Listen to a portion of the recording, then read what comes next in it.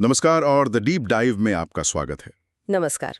आज हमारे सामने जो सामग्री है वो प्रतियोगी परीक्षाओं की तैयारी करने वालों के लिए खासतौर पर आरएएस सब इंस्पेक्टर और एलडीसी के लिए एक खजाने जैसी है। जी बिल्कुल। ये अंग्रेजी के कुछ शब्दों की एक सूची है, पर हम इसे सिर्फ एक सूची की तरह नहीं देखेंगे। नहीं, बिल्कुल नहीं। हमारा मिशन है इन शब्दों की आत्मा को समझना, इनके बीच का जो महीन फर्क है उसे पकड़ना। सही कहा, क्योंकि अक्सर उम्मीदवार शब्दों को अलग अलग याद करते हैं और फिर उलझन होती है। हाँ, लेकिन अगर हम इन्हें इनके मतलब के हिसाब से ग्रुप्स में देखें तो एक पूरी तस्वीर साफ हो जाती है। आज हम यही करने वाले हैं। बहुत बढ़िया। तो चलिए इसी विचार के साथ शुरू करते हैं। हमारा पहला थीम है किसी चीज को समाप्त करने या छोड़ने की कला। हमारी सूची में ऐसे कई शब्द हैं: अबैंडनमेंट, एब्डिकेशन, एबोलिशन, एब्रोगेट और अबेट। ये सब सुनने में एक जैसे लगते हैं। हाँ, लगते हैं। तो शुरुआत करते हैं अबैंडनमेंट और एब्डिकेशन से। दोनों का मतलब त्याग है, पर शायद एक राजा के लिए इस्तेमाल होता है और दूसरा एक पुरानी कार के लिए। हाँ, आप इसे ऐसे समझ सकते हैं। बिल्कुल। देखिए, अबैंडनमेंट का हिंदी अर्थ है परित्याग या त्याग। परित्याग। इसमें अक्सर एक जिम्मेदारी से मुंह मोड़ने या किसी चीज को असहाय छोड़ देने का भाव होता है। जैसे हमारे स्रोत का उदाहरण है, the abandonment of old rules was necessary. यानी पुराने नियमों का त्याग जरूरी था। जी, लेकिन इसमें एक नकारात्मकता भी छिपी हो सकती है, जैसे कोई अपने पालतू जानवर को छोड़ दे। अच्छा, तो इसमें एक तरह की बेरुखी का एहसास है। तो फिर एब्डिकेशन इससे अलग कैसे है? ये तो ज्यादा औपचारिक लगता है। आपने बिल्कुल सही पकड़ा। एब्डिकेशन एक बहुत ही स्पेसिफिक और औपचारिक शब्द है। इसका अर्थ है पद त्याग। पद त्याग। और ये लगभग हमेशा किसी राजा, रानी या सम्राट के लिए इस्तेमाल होता है जब वो स्वेच्छा से अपनी गद्दी छोड़ते हैं। ओके, इसीलिए इसका उदाहरण है, the king announced his abdication. राजा ने अपने पद त्याग की घोषणा की। आप ये नहीं कहेंगे कि राजा ने गद्दी अबैंडन कर दी। कभी नहीं। एब्डिकेशन एक सोचा समझा औपचारिक फैसला है, जबकि अबैंडनमेंट ज्यादातर एक अव्यवस्थित क्रिया हो सकती है। वाह, ये फर्क समझना ही तो परीक्षा में बढ़त दिलाता है। बिल्कुल। अब इसी समाप्त करने वाले थीम में दो और शक्तिशाली शब्द हैं, एबोलिशन और एब्रोगेट। ये मुझे हमेशा एक जैसे लगते हैं। और यही वो बारीकी है जिसे समझना जरूरी है। दोनों का मतलब किसी चीज को खत्म करना है, लेकिन उनका पैमाना और दायरा बिल्कुल अलग है। अच्छा। एबोलिशन का अर्थ है उन्मूलन। ये शब्द तब इस्तेमाल होता है जब किसी पूरी सामाजिक प्रथा या व्यवस्था को जड़ से खत्म किया जाता है। मतलब बहुत बड़े पैमाने पर। हाँ, हमेशा। इसमें एक नैतिक और सामाजिक सुधार का भाव होता है। जैसे हमारा उदाहरण है, the abolition of slavery was a major reform. दास प्रथा का उन्मूलन। जी, या एबोलिशन ऑफ चाइल्ड मैरिज। ये एक पूरे सिस्टम पर हमला है। तो फिर एब्रोगेट कहाँ फिट होता है? एब्रोगेट ज्यादा कानूनी और तकनीकी शब्द है। इसका अर्थ है निरस्त करना या रद्द करना। रद्द करना। हाँ, ये किसी खास कानून, संधि या समझौते को आधिकारिक तौर पर समाप्त करने के लिए इस्तेमाल होता है। जैसे the government abrogated the old law. सरकार ने पुराने कानून को निरस्त कर दिया। बिल्कुल। तो आप एक कानून को एब्रोगेट करते हैं, लेकिन सती प्रथा जैसी सामाजिक बुराई को अबॉलिश करते हैं। ये कमाल का अंतर है, अबॉलिश अ सिस्टम और एब्रोगेट अ लॉ। ये फ्रेज याद रखने से बहुत आसानी होगी। अब इस थीम का आखिरी शब्द है अबेट। ये बाकी चारों से अलग है, क्योंकि इसमें हम कुछ खत्म नहीं कर रहे ना। है ना? बिल्कुल। ये एक बहुत सुंदर शब्द है। अबेट का मतलब है कम होना या घटना। कम होना। जी, जहां बाकी शब्द एक सक्रिय क्रिया थे, वहीं अबेट किसी चीज की तीव्रता के अपने आप धीरे धीरे कम होने को दर्शाता है। जैसे तूफान या शोर। हाँ, तूफान, शोर, दर्द, गुस्सा। हमारे स्रोत का उदाहरण देखें, the noise began to abate after midnight. आधी रात के बाद शोर कम होने लगा।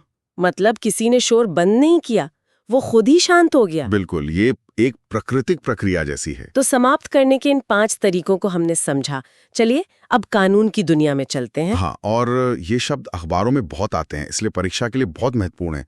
शुरुआत करते हैं सबसे सीधे शब्द से, एब्डक्ट। एब्डक्ट का मतलब तो साफ है, अपहरण करना। जी। The child was abducted by criminals. बच्चे का अपराधियों ने अपहरण कर लिया, ये तो सीधी कार्रवाई है। पर इससे जुड़ा अगला शब्द अबेट थोड़ा उलझाने वाला है। इसका क्या मतलब है? एबेट कानून की दुनिया का एक बहुत पेचीदा शब्द है। इसका हिंदी अर्थ है उकसाना या दुष्प्रेरित करना। उकसाना? हाँ, खास तौर पर किसी अपराध के लिए। जो व्यक्ति अपराध करने में सीधे शामिल नहीं है, लेकिन अपराधी को मदद, सलाह या प्रोत्साहन देता है, वो अबेट करता है। अच्छा। इसीलिए उदाहरण है, he was punished for abetting the crime. उसे अपराध के लिए उकसाने की सजा मिली। हो सकता है उसने चोरी नहीं की, पर चोर को घर का नक्शा बना कर दिया। बिल्कुल यही। तो एबडक्ट अपराध करना है और अबेट उस अपराध में सहायक बनना। ये जानना बहुत जरूरी है। अब अपराध की दुनिया से निकलकर नियमों का पालन करने की बात करते हैं। हमारी सूची में शब्द है अबाइड। अबाइड का अर्थ है पालन करना। ये हमेशा नियमों, कानूनों या फैसलों के संदर्भ में इस्तेमाल होता है।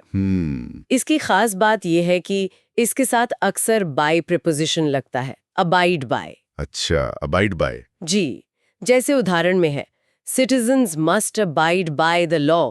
नागरिकों को कानून का पालन करना ही चाहिए। ये एक मजबूत शब्द है जो कर्तव्य का बोध कराता है। ठीक है। अब कानून और नियमों की इस दुनिया से हम लेखन और संचार की दुनिया में आते हैं। कई बार लंबी बातों को छोटा करना पड़ता है। इसके लिए हमारी सूची में 2 शब्द हैं, एब्रीविएशन और एब्रिज। दोनों का मतलब संक्षेप करना है। हाँ, पर इनके काम करने का तरीका अलग है। एब्रीविएशन यानी संक्षेप तब बनता है जब हम किसी लंबे नाम के शुरुआती अक्षरों को लेकर एक छोटा शब्द बना लेते हैं। जैसे यूएनओ। बिल्कुल, UNO is an abbreviation of United Nations Organisation. तो ये एक तरह का निकनेम जैसा हो गया। बिल्कुल, आपने सही पकड़ा, ये एक निकनेम है। तो फिर एब्रिज क्या हुआ? एब्रिज शायद किसी बड़ी कहानी को छोटा करना। हाँ, एब्रिज किसी किताब, रिपोर्ट या भाषण को छोटा करना है, लेकिन उसके मूल सार को बनाए रखते हुए। इसे आप मूवी का ट्रेलर समझ सकते हैं। वाह, ट्रेलर। ट्रेलर पूरी फिल्म नहीं होता, पर आपको कहानी का अंदाजा दे देता है। वैसे ही अब्रिज्ड वर्जन किसी टेक्स्ट के मुख्य बिंदुओं को समेट लेता है। जैसे the editor abridged the long report. संपादक ने लंबी रिपोर्ट को संक्षिप्त कर दिया। निकनेम और ट्रेलर, ये एनालॉजी शानदार है। अब इसे कोई नहीं भूलेगा। लेखन से जुड़ा एक और शब्द हमारी सूची में है, अबव साइटेड। ये बहुत औपचारिक लगता है। जी, ये ज्यादातर कानूनी या एकेडमिक लेखन में इस्तेमाल होता है। इसका सीधा सा अर्थ है ऊपरयुक्त या जिसका जिक्र ऊपर किया गया हो। अच्छा। जब आप किसी दस्तावेज में पहले बताई गई किसी बात का हवाला देते हैं, तो आप अबव साइटेड का प्रयोग करते हैं। जैसे the above cited rules are applicable here. ऊपर बताए गए नियम यहाँ लागू होते हैं। जी। और संचार से जुड़ा पहला शब्द जो हमने छोड़ दिया था, अवेट हिप्लाई, वो भी इसी औपचारिक दुनिया का हिस्सा है। हाँ, उत्तर की प्रतीक्षा करना। बिल्कुल। I am awaiting your reply regarding the application. ये कहने का एक विनम्र और पेशेवर तरीका है कि कृपया जल्दी जवाब दें। ठीक है। अब हम अपने आखिरी ग्रुप पर आते हैं, जिसमें कुछ मुहावरेदार वाक्यांश है। शुरुआत करते हैं अबव बोर्ड से। अबव बोर्ड एक बहुत ही दिलचस्प मुहावरा है। इसका मतलब है ईमानदारी से और खुले तौर पर। ईमानदारी से। हाँ, जब कोई काम बिना कुछ छिपाए पूरी पारदर्शिता के साथ किया जाता है, जैसे the deal was completely above board. क्या इसके पीछे कोई कहानी है? बोर्ड के ऊपर का ईमानदारी से क्या लेना देना? इसकी कहानी ही इसे यादगार बनाती है।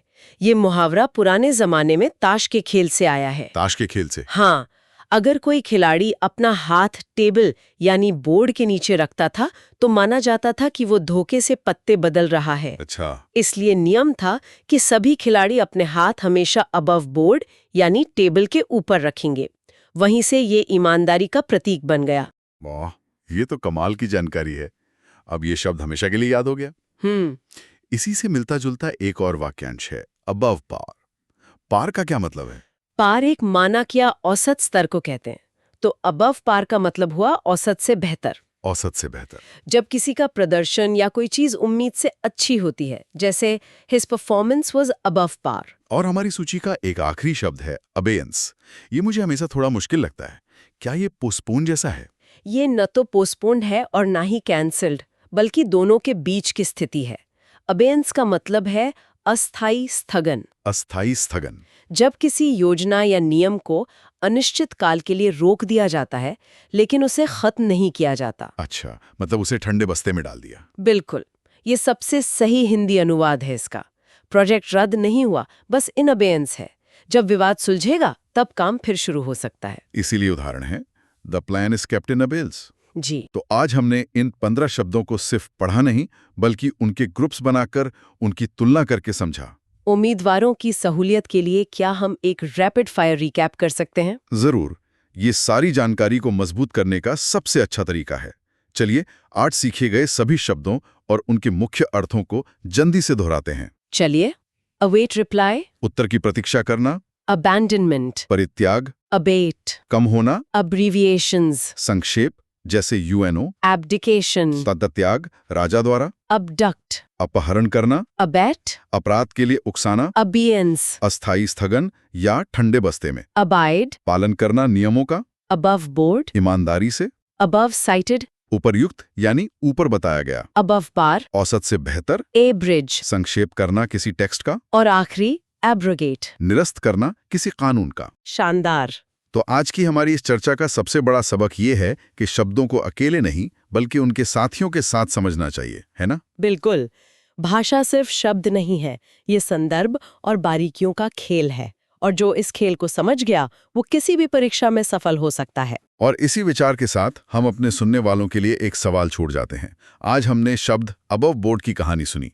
क्या कोई और अंग्रेजी या हिंदी शब्द या मुहावरा है जिसके पीछे ऐसी ही कोई दिलचस्प कहानी छिपी हो? सोचिएगा जरूर। आपकी तैयारी के लिए बहुत बहुत शुभकामनाएं।